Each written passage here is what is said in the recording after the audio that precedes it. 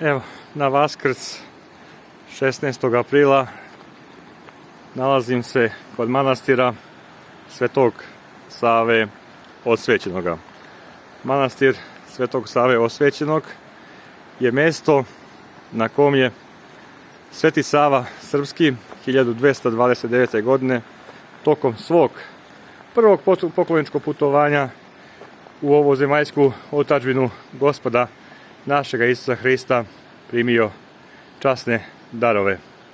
A ti darovi su bili igumanski štap, ikona Majke Božije Mlekokopitateljica i ikona Majke Božije Trojeručica, koju je, kada je došao u 8. veku, a čuvši zaveštanje koje je ostavio osnivač Lavre, Sveti Sava Osvećeni, Sveti Jovan Damaskin zaveštava ikonu Majke Božije Trojeručicu.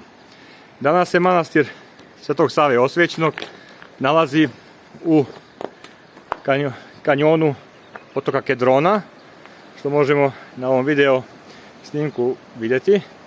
Sam kanjon je fascinantno izgleda samo mjesto gdje se nalazi istoimeni manastir. Sa mnom ovdje je i moj prijatelj Toma, pravoslavni Arapin iz Becahura iz Vitlema.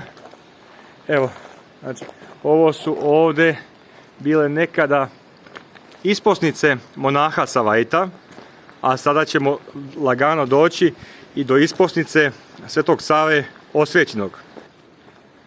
Evo još jedne isposnice koja je lepo uređena.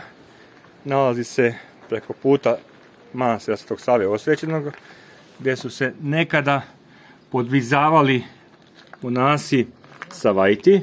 Evo, možete to vidjeti.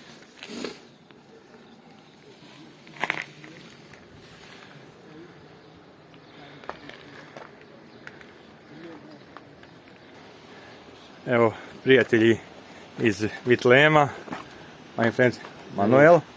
Ovo je ovdje isposnica Svetog Save Osvećenog.